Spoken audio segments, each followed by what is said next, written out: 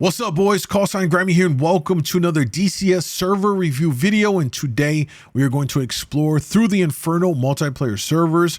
They are supported by the 107th JAS. It's a joint aviation squadron. You do not need to be a member of the squadron. I want to make sure you're clear on this to fly in their servers. You can join, but it is not necessary, okay? Now, we're going to start in their Discord because, as I recommend, always join the Discords for the servers that you're going to fly in because there's a wealth of information in here. They've got all the information in their announcements channel, rules, events, introductions. There's a lot of stuff in here. You can also go into other channels for help and for other information. So check out their Discord. I'll link to it down below where you can join if you want to fly within their server and just be updated on what they got going on. And if you want to, and as well as the information if you want to become a member of their squadron, there's steps to take to do that. That being said, let's get into the server and start talking about it. So when you come to the multiplayer server list, and I typically will organize this by player counts, so you'll see the most populated servers descending down. You'll usually find through the Inferno up in the first top 10 at some point throughout the day. Here we are through the Inferno dynamic PvE caucus, and we're going to jump into the server now. All right, we spawned in, and one of the first things you want to do, all right, look at the briefing for the mission here. You're going to get all of the pertinent information you're looking for. It's going to cover your enemy threats. It's going to cover the situation here, your SRS information, as well as all the tech in, all the frequencies for the various, air to ground or air to air missions you're going to be doing. You want to make sure you're on the right frequencies, you got the right tech hands and all of that, especially for your tankers and refueling. You need to know all of the frequencies that they're on to call on them. So all of this is going to be covered on the briefing. So make sure you go through it and take a look before you even get off of the ground. We're on a carrier here. We are in the F-18. You will be starting on a cold start. Now this server is a bit more advanced than say your Foya, where you can start on a hot start and everything's kind of ready to go for you. This is a more of an intermediate server where you have to have more familiarity with your aircraft so that you can do the cold starts. And then we'll talk about how you're going to find your targets here. So when we come to our F10 map, you're going to notice very different from the previous server review where you had your enemies clearly outlined throughout the map. Here, you're only going to see friendlies. All we see right now is all the friendlies currently in the server flying around doing what they're doing. How do you find missions and how do you know where to go and where to begin? Great question. So we're going to go back in to our aircraft here and you're going to utilize the comms menu. We're going to pull up that comms menu here. And you have your standard options to choose from. We're going to go to F10. Once we go to F10, all right, we're going to be looking for the Mission Intel Center, which is going to be F3. We hit F3, and now we can get a closer look at some of the available missions. Now, the great thing about this server is that they give you the option to choose on what kind of missions you want to participate in. Are you looking for air-to-air? Are you looking for ground missions? Are you looking for sea missions? Are you looking for convoys? So there's a great variety that you can choose from. So in this case, we're going to go for ground mission. We'll hit F2. And now another layer and another option, which is great about this. It's a lot of kind of a la carte, if you would, is we can now choose, do we want to start on an easy mission? Do we want to start with a normal difficulty, or do we want to go hard? And a step above that is your deep strikes. You're going in, you're going to have to refuel. It's going to give you a real long experience when you go down that route. You also have heli attack missions, infantry assault missions, convoy missions. So there's a lot you can really choose from, which is really great because if you are, say, making your first step off from Foya, where it's your basic core training, and you're ready to take the next step for a next level of immersion, because again, we're not able to see where your enemies are at on the map anywhere. So you have to really rely on your aircraft, your sensors, your T-pods, everything on board. So this is where that next step is. That being said, if you're just coming off of a training server like the Foya, you can pick an easy mission just to get acclimated to it all. Or if you've been doing this for a little while, you want the challenge, then crank it up and go for the hard missions, go for those deep strikes. So you have a lot of say on what you want to do, and you're not necessarily forced to have to go into like these super complicated missions. There's a lot of variety on here, which is why this is a great intermediate level server, in my opinion, to transition off of once you've gotten your aircraft dialed in, and now you want to really put it to through its paces and put yourself through the paces of understanding everything and going ahead and utilizing the aircraft to the best of your ability. All right, so with that being said, I'm going to go ahead and fire up the aircraft here from a cold start. I'm not going to bore you with that, so let's get up into the air and we'll start setting up for running a mission. All right, so we got the plane ready to go, armed up. We're going to be doing probably a ground mission here. So we've got some JSOWs, some harms on here. And then what we're going to do now is take a look at how we're going to configure the rest of our aircraft here, and then decide on what mission we're going to go ahead and take up. So the first thing I like to do for air to air is go ahead and set a bullseye. Now on through the Inferno, you have it right here. There is a bullseye on the map here, right outside of Sochi. And if you want to know where this is, you can turn on the show all routes, and you'll see here that waypoint 29 is bullseye. So we're going to take that information, of course, and we're going to go into waypoint 29, which is right here. We're going to go to data. We're going to box air-to-air waypoint. Now we have a bullseye. So that's the first thing we want to do when we set up for our aircraft. Next, what are we going to do for our ground mission? All right, cool. Well, as we zoom out of the map here, you're going to notice that there are certain areas where we have, say, a Reaper in the air, and there is a waypoint. This here is waypoint 28. It's a deep strike mission because it's really far up on the map. Also, we have another one over here. This looks like waypoint 16, air to ground, hard. All right, so there are scattered around here. However, not all missions will be annotated by a waypoint on the map. There are other ones on here that you have to look up and figure out and find. This can be done based upon pop-up information that the server will feed you up in this top right corner of the screen. Like right now, we've got a picture report about 2 F5s at their bearing, the range, altitude. So we get the BRA.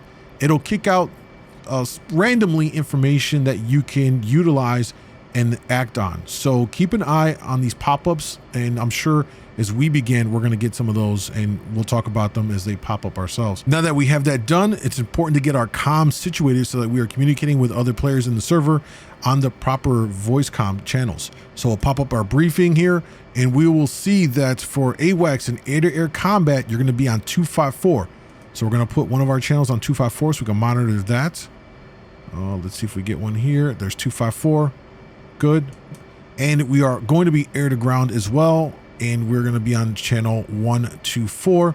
So we'll go to our other one, and we'll just type this one here, 124000, enter, and we are on. And now that we have both channels set, we can monitor air-to-air and air-to-ground operations while we're out and about flying around. So we can support somebody that's calling in for some additional air-to-air, or we can assist somebody that needs some air-to-ground work as well. Now we're going to pull up the comms menu up here. We're going to go to F10 Other. We're going to go to Mission Intel Center. We're going to go to Ground Mission Data, F2. We are going to pick, let's say, a normal mission for now, for demonstration purposes. And we're going to choose Mission Status. This is going to give us a choice to take on that specific mission. This is an air-to-ground normal mission, Operation Scattered Dog. There's currently one aircraft working the area, so it gives you an idea whether or not you want to waste your time flying over there if there's 10 aircraft versus maybe one other one. And it also gives you some insight as to what's on the ground there. It kind of disappeared already. So it looks like there's 19 logistic vehicles. There's some 3 Scuds, 8 infantry, 2 infantry fighting vehicles, heavy armor, and 1 SAM unit on the ground. Now that we know the normal mission is Operation Scattered Dog, we can go on the map and look for it and see where we're looking at here. So here is the mission right here, and there's quite a few aircraft already in the vicinity working it. So we're not going to target that area just because by the time we fly over there, it'll probably be wiped out, and that'll be a waste of our time. And on that note, I should point out the fact that on this server, you will be flying quite a ways to your target locations for your missions. Things are pretty spread out. So it's not like other servers or like a training server where everything's relatively close and you can just get in the air in just a few short minutes, you can start launching on, air-to-air or air-to-ground targets. This is more of a simulated experience. Things are spread out. You're going to spend some time in the air flying. It's not uncommon to have to do air-to-air refueling, so it gives you a chance to work on your air-to-air refueling, as well as maybe taking multiple fuel pods on your aircraft to kind of get you that range that you're going to need.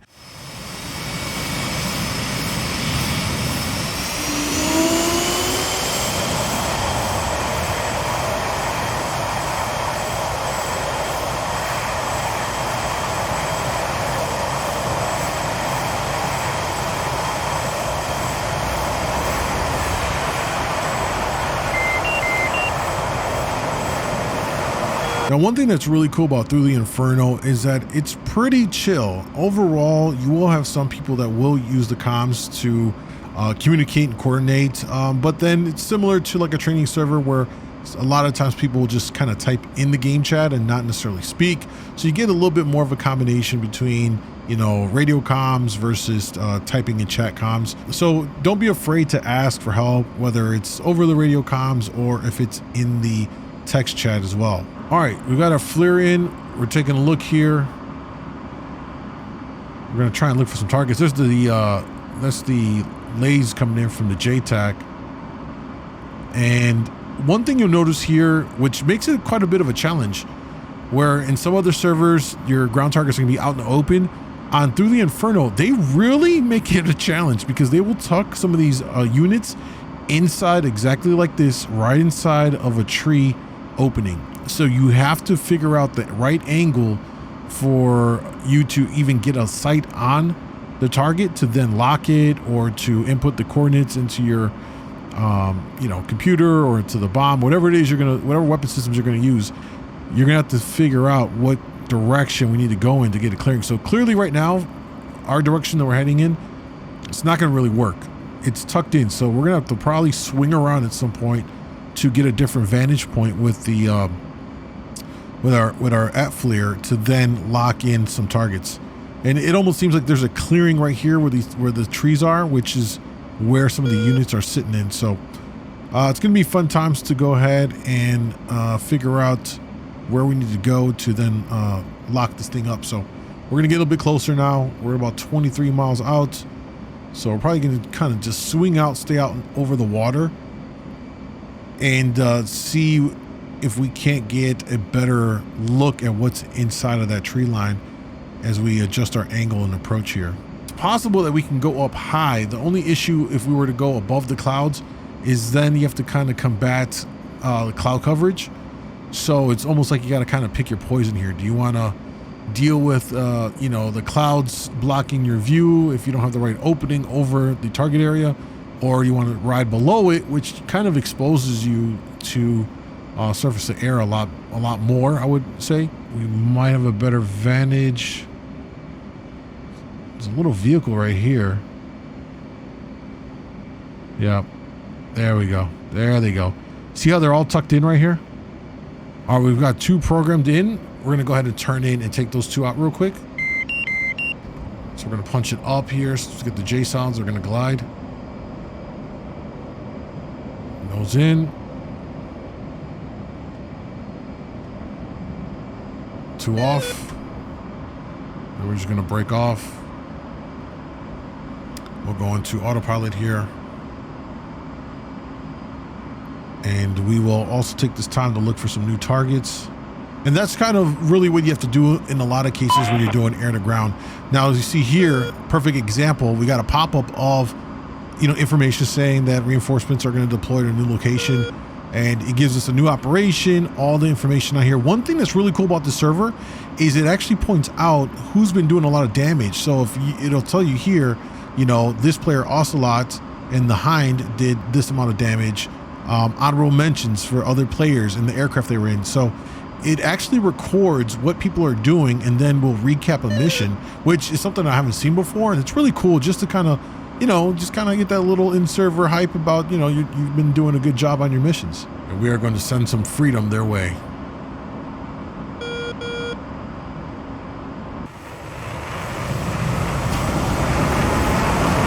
America. So you see now from this perspective how is the opening and the clearing, and you have to find your targets within all of that. So it makes it challenging, but it's enjoyable.